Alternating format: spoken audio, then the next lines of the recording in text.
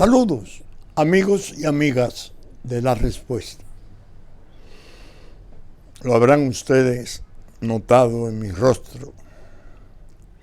Estoy triste.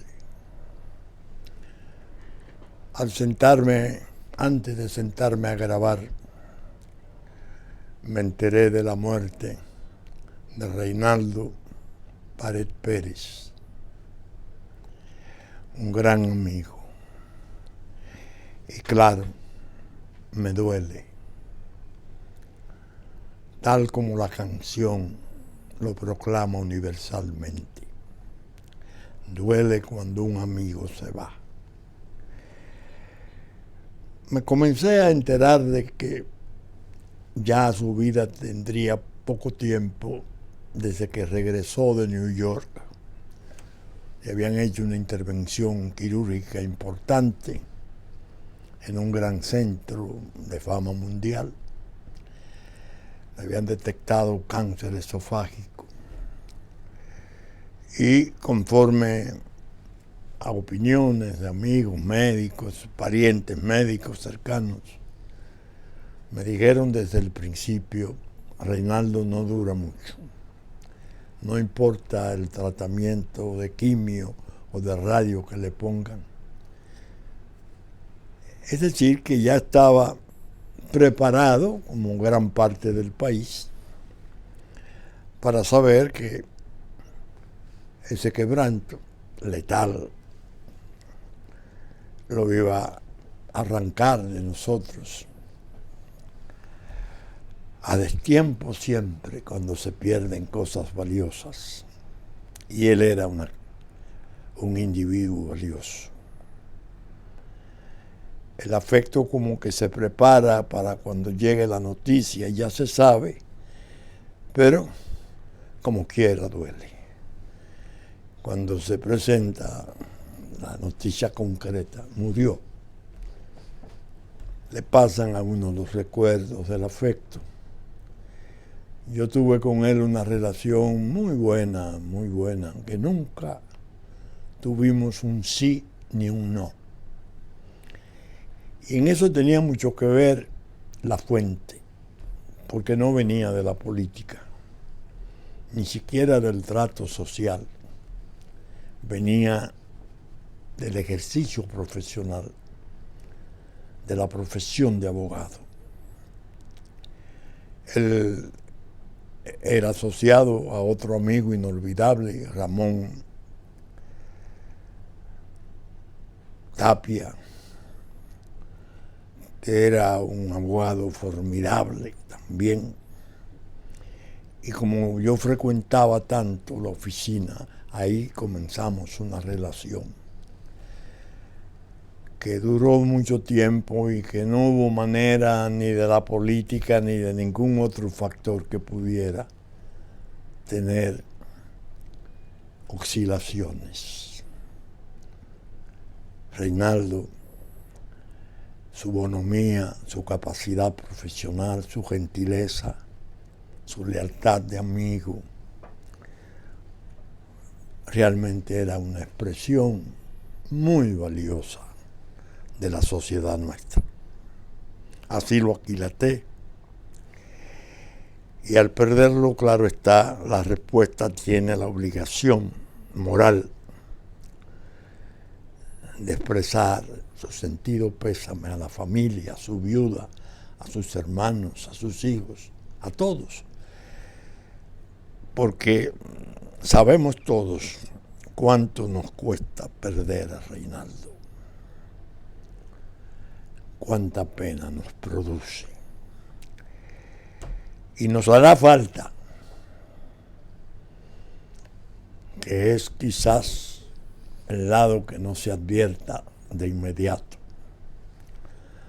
porque su calidad humana para las circunstancias que vivimos en medio de tantas incomprensiones y bajezas, persecuciones entre compañeros, desconsideraciones y desencuentros.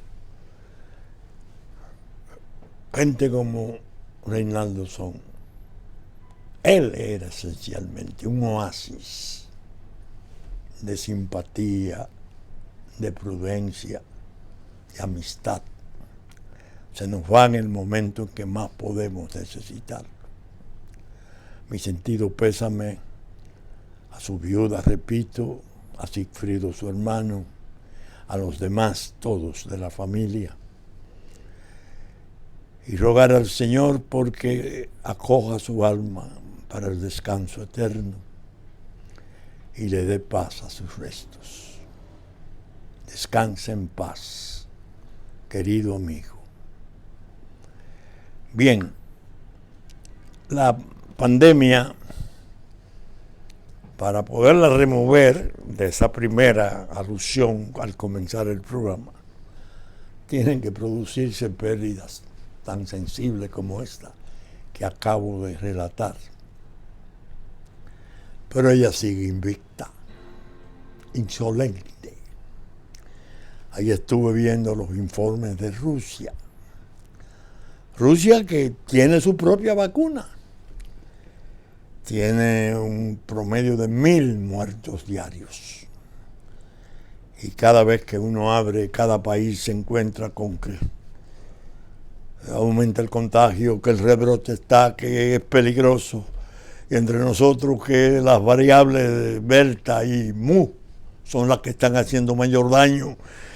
Y se leen las estadísticas nuestras, las informaciones nuestras serias.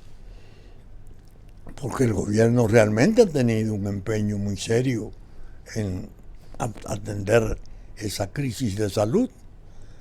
Pero, como hemos explicado, presionado también por las dificultades económicas y la necesidad crucial de volver a la normalidad. Eso hablé cuando dije que el presidente, en cierto modo, estaba jugando una ruleta rusa entre la salud y la economía. Pero la comprensión del pueblo está bastante bien arraigada. El pueblo sabe de lo que es la crisis. El presidente le habló a la nación para referirse a otro tema. Un tema que me preocupaba y preocupó a muchos dominicanos y dominicanas. La reforma fiscal. Lo hizo en una forma sencilla y convincente. Se refirió a las anteriores reformas y puso todo su énfasis en destacar lo que ha intentado y ha logrado, según expresa, progresos considerables en la calidad del gasto y en la reducción del gasto. Yo siempre desde la respuesta le dije al presidente, Colombia el espejo, Colombia el espejo. El presidente Duque la insinuó solamente y se incendió aquella pradera tan inflamable de Colombia. Pero afortunadamente fue prudente, no la sometió. No la sometió y hizo un ejercicio de prudencia y circunspección que lo enaltece. Felicitamos al presidente por esa posición. Y creo que en general la población ha admitido complacida esa, que no es una rectificación porque no se había firmado como tal, se hablaba de ella y se daba por un hecho, pero hay que tener cuidado incluso con las exigencias del Fondo Monetario Internacional y de otras instancias internacionales que muchas veces exigen esas cosas y las ponen como precondición para poderle dar paso a los créditos, a los préstamos, etcétera, a las necesidades.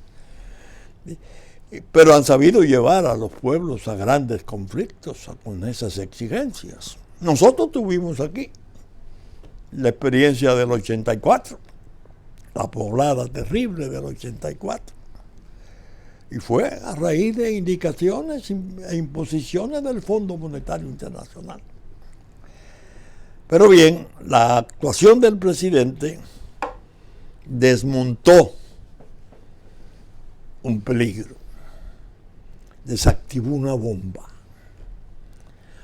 que esperaban desde las sombras, sectores peligrosos, ir sumando irritantes, lo que yo llamo los detonantes, sublevar el ánimo público y llevarlo en que si llega una reforma fiscal, entonces deformar y decir todo lo cuanto le venga en ganas y conseguir una sublevación social y un gran desorden.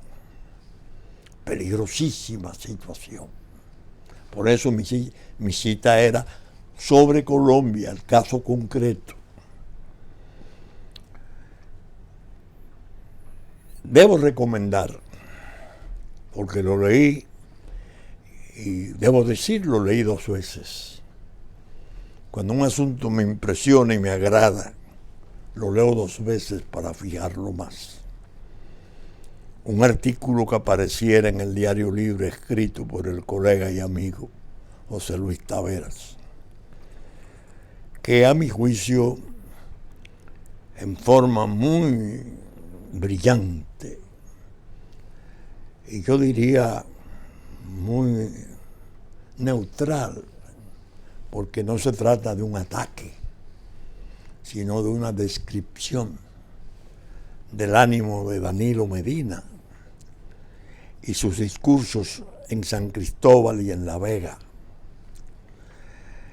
Lo hace con la gracia que escribe, es una pluma formidable, y en medio de la buena cultura y en medio de los buenos aportes que tiene, no renuncia a ciertas ironías.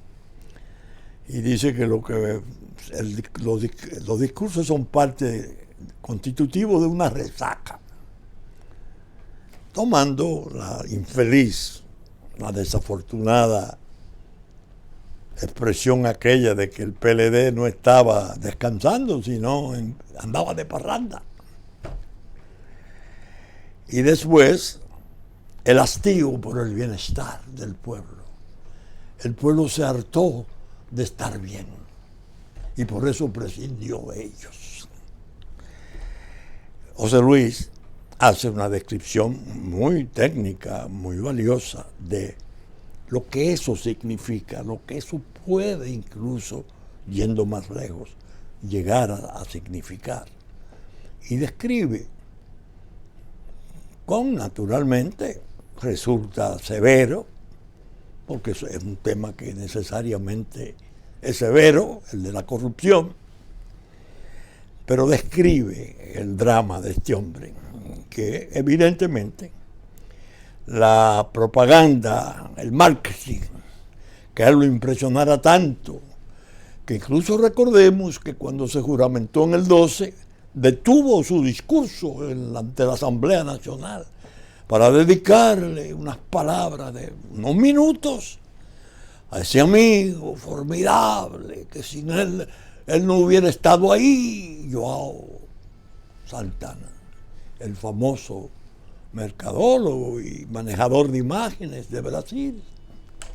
Un as, un mágico, un mago, para decirlo, de fabricar y de destruir hombres públicos, hacerlo presidente, quitarlo. Bueno, creo que son 3 los que hay en América Latina conocidos, la Liga Mayor de los grandes Goebbels latinoamericanos, JJ Rendón de Venezuela, hay uno Durán Barbas de Ecuador y Joao Santana, que desde luego salió de aquí amarrado para Brasil bajo el peso del caso de Brecht.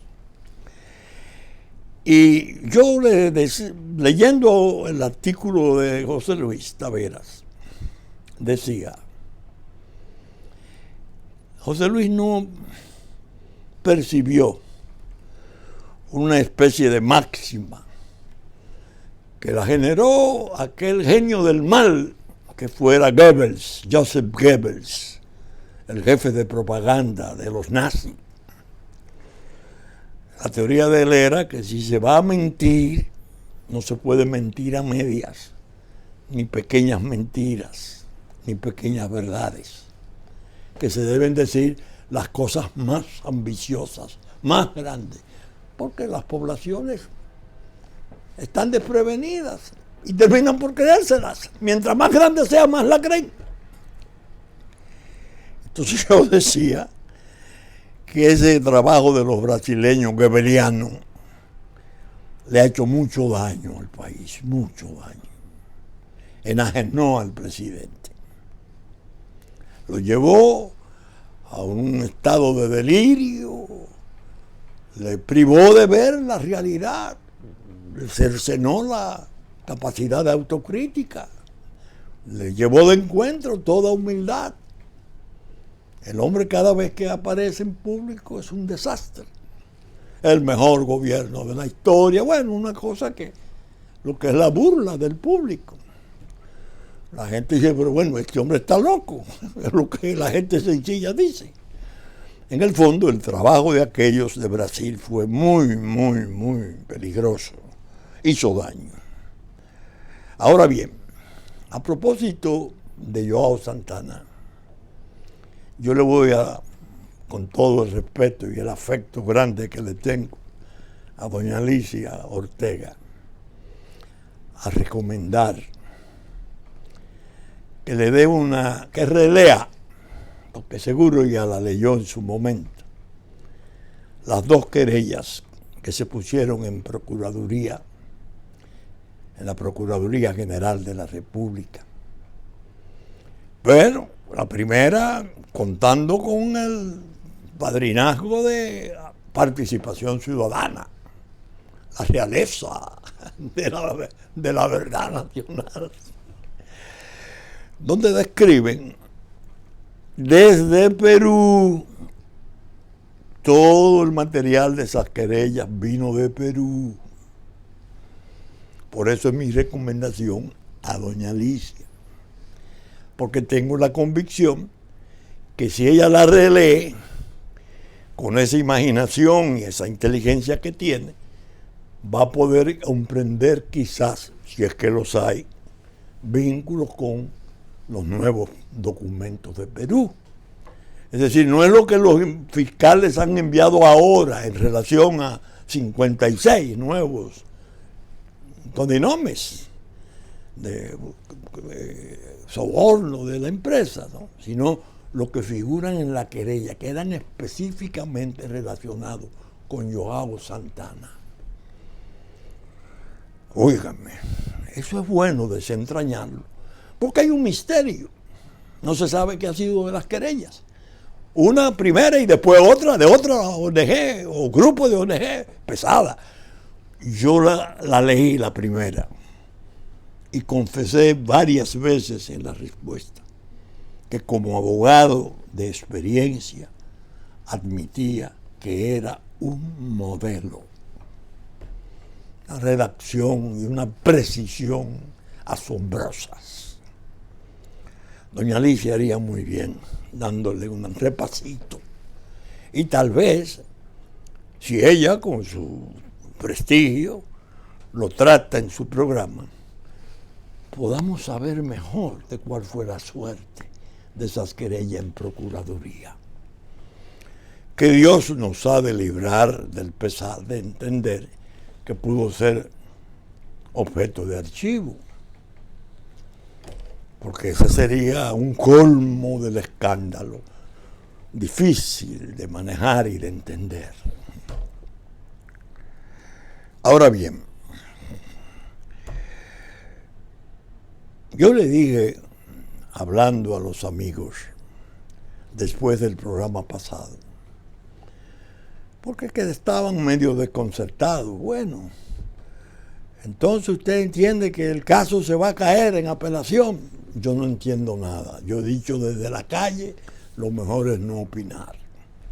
Yo oí parte del fallo y no lo he leído completo.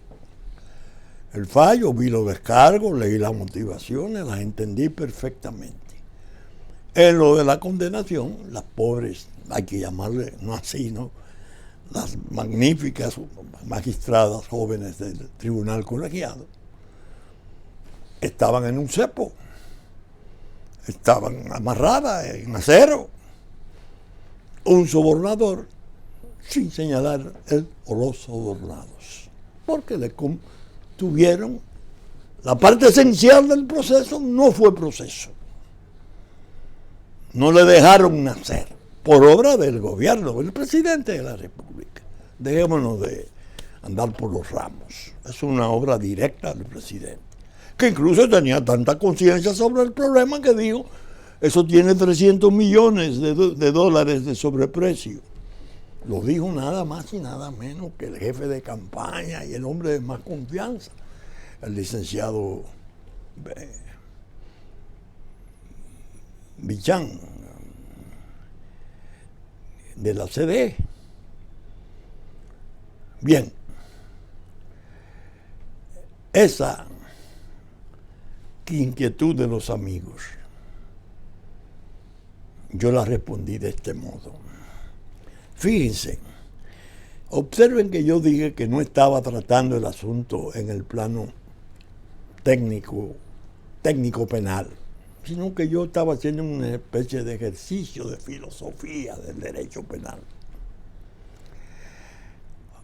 Había una posibilidad de contener eso, desde luego muy difícil de hacerla practicable. Si los acusados, los imputados, se hubiesen negado todos a responder preguntas de la autoridad, del Ministerio Público primero, del juez de instrucción después, y después de los jueces de fondo, si es que llegaba a fondo, en virtud de que la Constitución le da ese derecho fundamental potentísimo al ciudadano de negarse a declarar en nada que pueda ser comprometedor para su honra y sus intereses. Imagínense ustedes si en ese juicio se hubiera podido concertar una renuencia, una negativa a dejarse juzgar por los 6 que finalmente quedaron, porque el Ejecutivo lo fue espigando y sacando y dejó lo que él entendía que se podía hacer. Y había casos de 10 años, 8 años que eran insostenibles. Y eso contribuía a que una idea como esa que yo digo, de haberse negado a responder todo, condenen, ¿no? Pero no, ustedes no nos van a juzgar, ustedes nos van a condenar. ¿Cómo se rompe este silencio nuestro? Completen eso, porque eso tiene sus autores. Traigan a Odebrecht, traigan al presidente. No se produjo. Pero bien, los amigos se asombraron y me decían: la verdad que tú tienes a veces ocurrencias, no son ocurrencias. Les dije: no, son ideas. Nosotros necesitamos ejemplos que hagan historia. Nosotros necesitamos gestos de hombres públicos, de instituciones, que hagan historia, que sirvan de precedentes históricos. Pedirlo en un plano mayor, es decir, pedírselo al tribunal, era una inhibición, lo iban a sustituir, los jueces no hacían nada con inhibirse.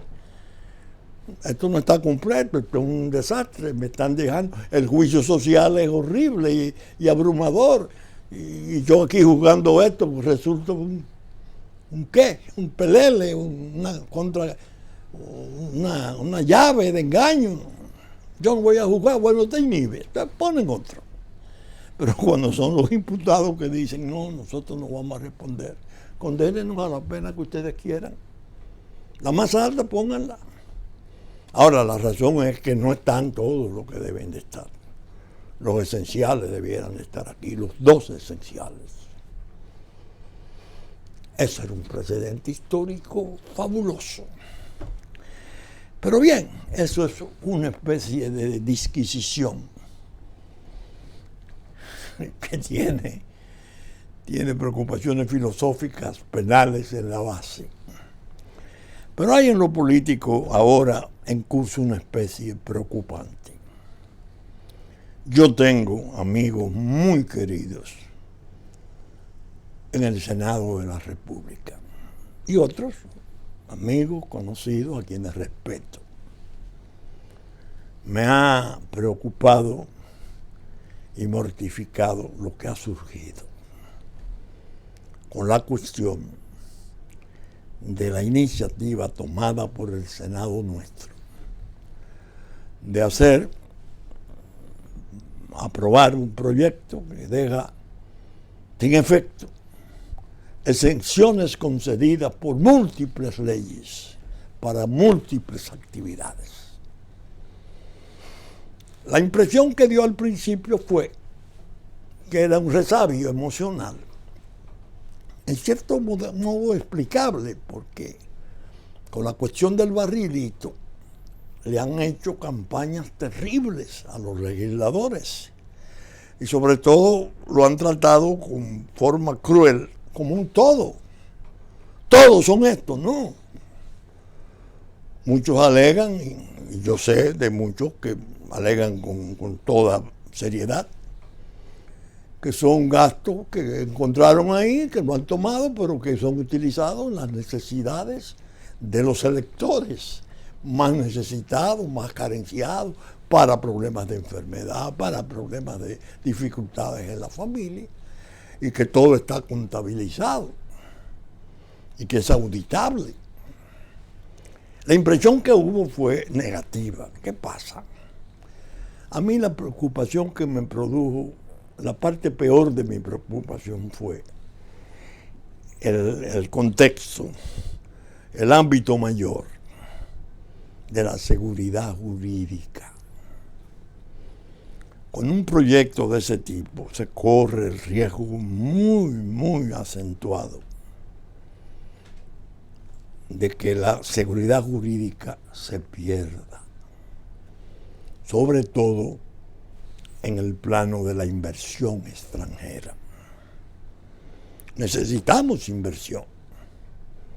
El inversor extranjero que viene y trae proyectos y pacta y recibe el beneficio de una exención porque hay una ley que así lo aprueba.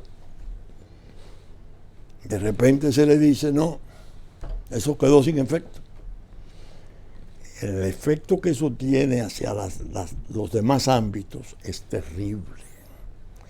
Y pienso que mis amigos, que ojalá Dios les ilumine y razonen más a fondo, que el paso es desafortunado y con todo valor lo rectifiquen, aunque tengan rigor para pedir otras cosas, como acaban de hacer sobre la cuestión de examinar los gastos de la publicidad del gobierno, que llegó a tener en el año 19, creo 20, 4.700 millones y que ahora están 1.300. Precisamente en ese gasto así abultado anda Joao Santana, andan los brasileños.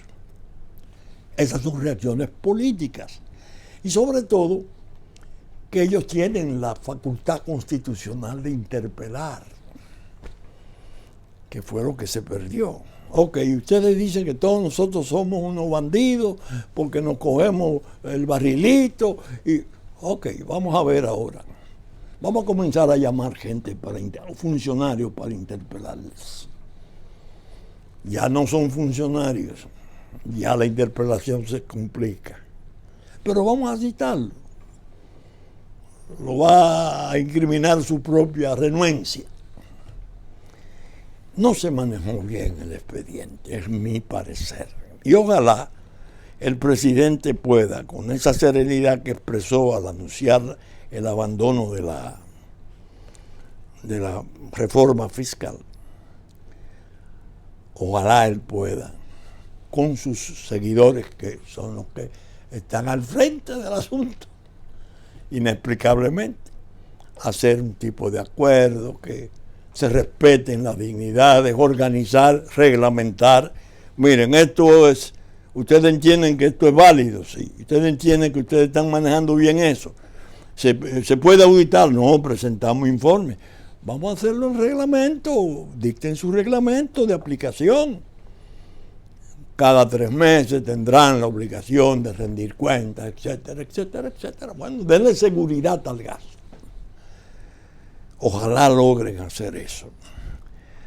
Porque irse por el camino del debate y dejar eso todavía como una especie de cañón suelto en la proa, desamarrado, no me parece conveniente para el país, que es lo que entiendo que constituye la preocupación mayor de todos, comenzando por los legisladores. Ahora bien, hasta ahí mis preocupaciones. Después desarrollaremos otras vertientes de la misma. Hoy quiero hablar de algo muy peligroso, muy peligroso. Oímos al director de Migración hace unos días decir que estamos a punto de que nos quiten el país sin tirar un tiro. Oímos al presidente de la República recomendar a los dominicanos no viajar a Haití por los problemas de seguridad. Y se ha perdido. Y oímos además que dejó de ir al Reino Unido, a Inglaterra, porque la situación de Haití es peligrosa. Los presidentes tienen informaciones mayores y mejores que la que ordinariamente conoce el público. Él parece que sabe exactamente qué está pasando. Entonces, abro la prensa internacional y me encuentro con un artículo en el diario El País que hoy quiero compartir con ustedes. ¿Por qué? Porque yo he dicho esas cosas, pero siempre existe el argumento: bueno, este es un apasionado, este es un nacionalista delirante, y esos son fruto del odio, todas esas bajezas que viven usando contra lo que creemos en la preservación y conservación de nuestra patria. El pecado de amarla y quererla conservar, que no nos la refundan. Ese artículo del País, traten de leerlo. Haití. Las bandas en Haití ahora quieren poder. Estamos asistiendo a la creación de un monstruo. Gedeón Jan, director de la organización que contabiliza la violencia en Haití, describe a las nuevas bandas como una combinación de narco mexicano, pandillas centroamericanas y la ex guerrilla colombiana. El artículo escribe Jacobo García, un importante colaborador del País, creo que mexicano, y dice: Gedeón Jan es un tipo peculiar. Desde su pequeña oficina en Bourdon de Puerto Príncipe, hace algunos años decidió empezar a contabilizar la violencia en Haití y apuntar día a día los secuestros, los asesinatos, las violaciones o las liberaciones que se producían. Poco a poco fue construyendo su base de datos en un país sin cifras oficiales que no cumple ninguno de esos requisitos. Ni hay cifras, ni hay oficialidad que las procese. Hoy dirige el Centro de Análisis e Investigación en Derechos Humanos, CARDH, la organización de referencia para explicar el fenómeno de las bandas violentas que controlan el 60% del país. Según su experiencia en el último año, estamos asistiendo a la creación de un monstruo que cuenta con armas, dinero y mientras agita a los barrios con un discurso político que atribuye al Estado la pobreza en la que viven. Según Gedeón Yang, las bandas se han independizado y han dejado de ser la correa de transmisión de los partidos políticos para convertirse en un fenómeno a medio camino entre el narco mexicano, las pandillas centroamericanas y la guerrilla colombiana. Bandas como el G9, Anfami, G9 y Familia, 400 Mauoso, los 400 vulgares, ese era del secuestro de los 17 misioneros americanos. Oizo 5, Señón, 5 segundos, son el nuevo Estado que controla el comercio, el transporte, los préstamos entre particulares o el sistema de justicia.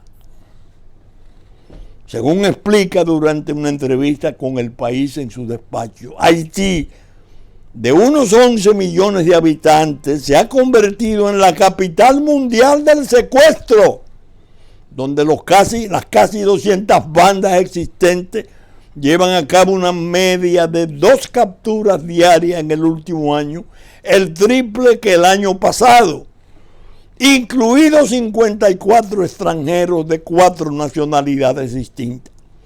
Una cifra que en los últimos 15 días se ha disparado a 8 personas diarias. Pregunta el periodista: ¿cómo son las nuevas bandas que controlan el país?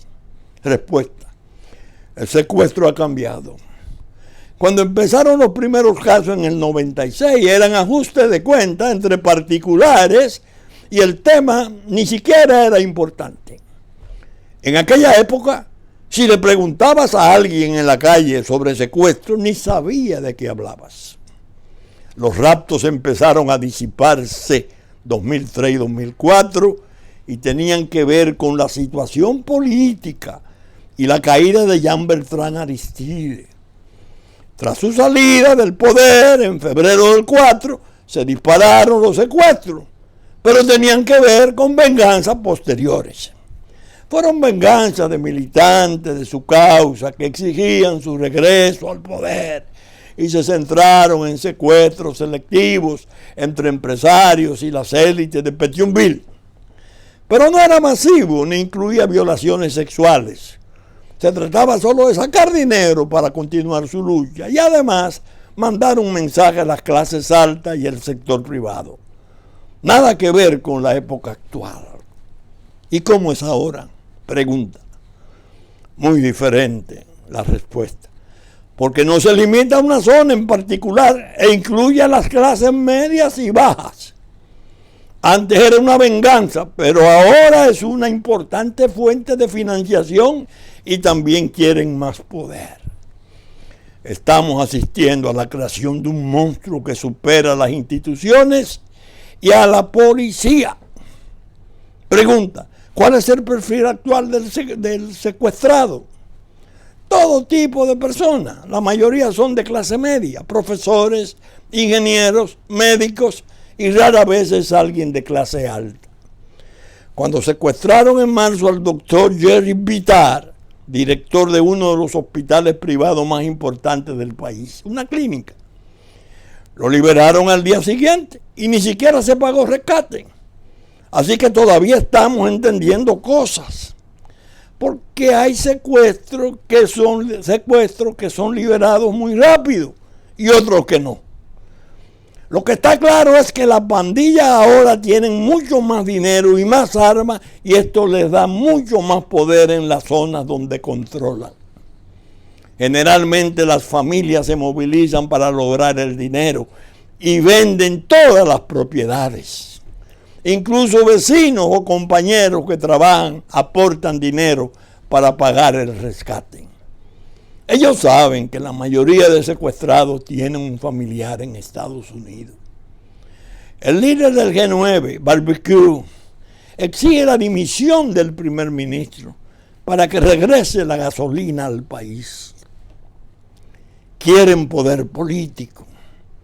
Responden, las bandas violentas antes no eran bandidos, sino militantes fanáticos de grupos políticos. Cada presidente que llegaba al poder se apoyaba en un grupo concreto de criminales para defenderlo en los barrios. Por ejemplo, Jean-Claude Duvalier llegó al poder en el 1971 apoyándose en los Tonton Macoute. Jean-Claude Duvalier. Los Tonton Macoute de su padre. Se trataba de una fuerza oficial y violenta, pero que defendía el poder y mataba a los opositores, pero no a la población en general. Cuando llegó Aristide, primero en el 93 y luego en el 2001, se apoyó en los Chimeres, que originalmente tampoco eran criminales, sino fanáticos que defendían con armas a su jefe máximo ante cualquier ataque. Después la situación comenzó a cambiar con la llegada de Michel Martelly, 2011-2016, por la entrada masiva de armas se disparó en el país. Llegaron contenedores completos a puertos privados y todo eso se fue deteriorando aún más con Jovenel Moïse, donde sus bandas afines se fortalecieron. Pregunta, ¿ante el vacío de poder se han independizado? Es una mezcla de muchos intereses. Por un lado hay parlamentarios que arman a grupos para proteger sus intereses en el campo, y esos grupos armaron a otros para canalizar sus frustraciones, pero ahora se puede decir que se han independizado del partido y del movimiento político que los creó. Sin embargo, todavía no pueden vivir a solas. Necesitan de complicidades para secuestrar a alguien en un punto de la ciudad y llevarlo al otro extremo de Puerto Príncipe. Preguntado, ¿qué tamaño tienen las bandas? Son cerca de 200 en todo el país y emplean a miles de personas, aunque con diferentes niveles. Hay el que envía datos, el que vigila las calles, el que ejecuta, el que cobra, los capacitadores. Hay muchos niveles. Una banda puede estar asociada a otras 5 bandas. 400 mañosos puede controlar las zonas de Croix de Bouquet y tener ramificaciones en Villers-de-Lay. El G9, la banda de barbecue, es la más grande. No necesariamente. Ellos se llaman G9 y familia porque son una alianza de 9 grupos armados que a su vez tienen alianza con otros grupos más pequeños en toda la ciudad.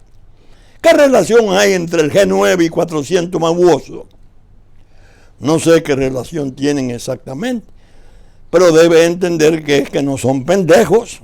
Ellos no son imbéciles y comparten alianzas y estrategias. O sea, las bandas no se pelean con otras bandas. Pregunta, ¿está incorporando la ideología? Claramente están en construcción de un relato. Te doy 2 ejemplos.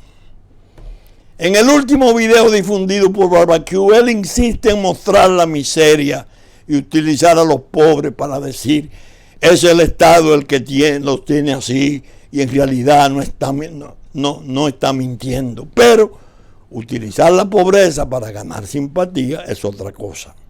En su última manifestación estaba acompañado de cientos de seguidores. Y otro ejemplo más reciente, esta la semana hizo 5 segundos, que acaba de sacar una canción cuyo estribillo dice, si ves que no tenemos buenos hospitales, es su culpa. Si las escuelas no pueden funcionar, es su culpa. Si todos los jóvenes se van del país, es culpa de ellos. Sí, es culpa de ellos. El nuevo mensaje es que han desarrollado su autonomía y nadie podrá llegar al poder sin ellos. Además de los secuestros, ahora entraron en el negocio de gasolina. Están diciendo para mover tu combustible tendrás que pagar.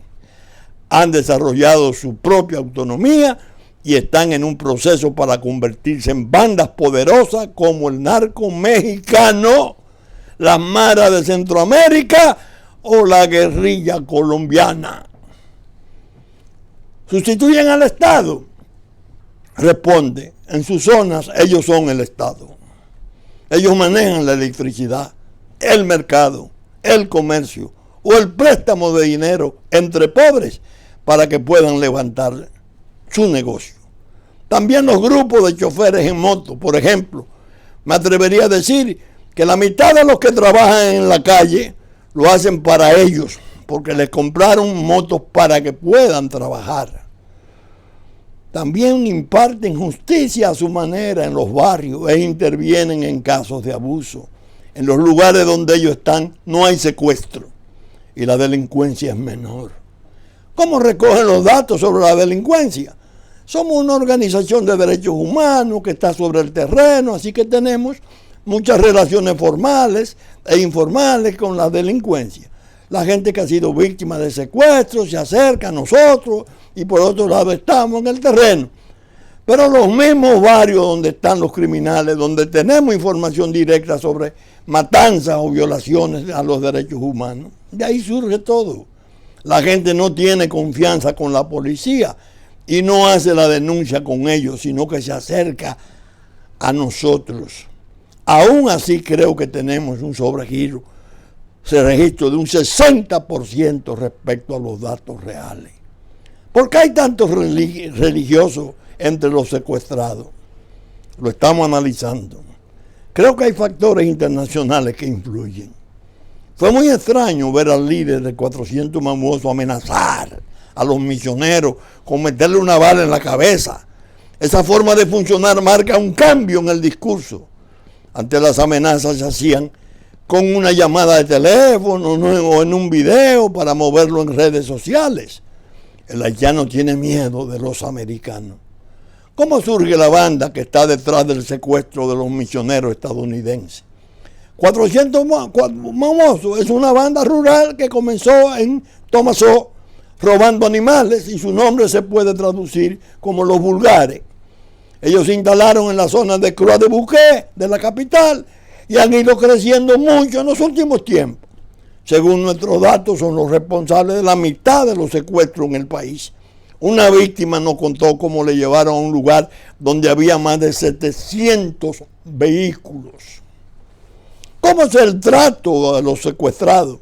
Ellos quieren su dinero cuanto antes y tratan de acelerar el pago con violencia. Golpes, hambre, torturas. Otras veces queman el cuerpo de la persona durante una llamada telefónica para que su familiar escuche los gritos. En la mayoría de los secuestros las mujeres son abusadas sexualmente. En el 90% de los casos son liberados después de varios días y es muy raro el caso en que son asesinados. El objetivo es tener dinero y también crear una crisis y una desestabilización política. Óigame, eso dicho por un sociólogo, un académico que está en un trabajo desesperado de estadística, dada la ausencia de todo mecanismo. Dios mío. Si lo digo yo, o lo repito porque lo he estado diciendo en los últimos programas, he sido persistente en eso. Esas son pasiones. Miren por dónde andan. Sepan qué es lo que puede venir. Qué es lo que está por llegar. Ahora veo,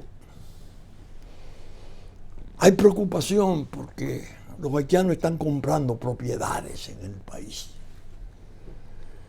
Y yo respondo, Dios mío, cuando se eliminó la obligación de que para comprar un inmueble un extranjero tenía que obtener previamente una autorización del Ejecutivo, yo me opuse y le dije al presidente Fernández y a mi amigo entrañable César Pina, no me gusta. Se quedó en la zona fronteriza el requerimiento. El resto se liberó porque era necesario para la inversión extranjera. Ahora tenemos haitianos, muchas de sus capitales, no todas, pero sabemos que en una abundancia peligrosa, oriundos del narco, comprando propiedades en el país. sin el control previo del Ejecutivo que pueda o no autorizarla. Políticas públicas erradas. Yo he tratado las políticas públicas erradas. Ustedes recuerdan el Fondo 1401.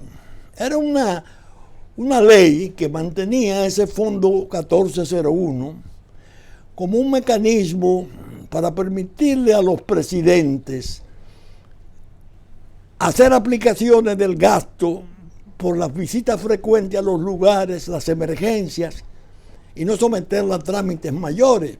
De todos modos, tenía que notificar para poder hacer el traslado de una partida a otra en el presupuesto, en el Congreso.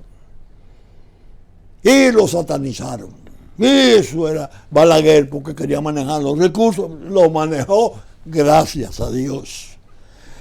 Y que no, yo dije al presidente Fernández, no, presidente. Y él creó una comisión, Celso Marrancini, mi hermano, mi querido amigo y hermano. Y yo nos juramentamos en esa comisión. ¿En qué consistía esa comisión? Que cuando el presidente llegara de un lugar y tenía necesidad de una erogación para una obra de emergencia por una comunidad, etcétera, el análisis de ese gasto tenía que tener el permiso de la comisión previo. La comisión desapareció, no llegó a sesionar nunca, porque había intereses situados que no querían ese tipo de control. Miren lo que vino después. Hoy soy lo que vino, la obra del Estado. Miren el horror que ha sido eso. Políticas públicas erradas. Por eso es que tenemos que hacer esfuerzos de rectificación, de enmienda, de precisión sobre tantas cosas. Porque necesitamos mejorar esas cosas para favorecer la unidad nacional que estamos necesitando desesperadamente ante esos peligros inmensos que se nos vienen encima. Saben ustedes que estamos saliendo por Supercanal, 3 del cable, 33 televisión abierta y YouTube. Supercanal a las 11 de la mañana de domingo.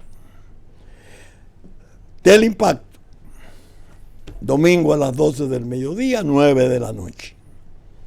En YouTube, a partir de las 12 del mediodía de domingo, cuando ya haya salido nuestra versión central del Supercanal. Con la gracia de Dios, esperamos estar con ustedes el próximo fin de semana en una nueva entrega de La Respuesta. Muchas gracias y hasta entonces.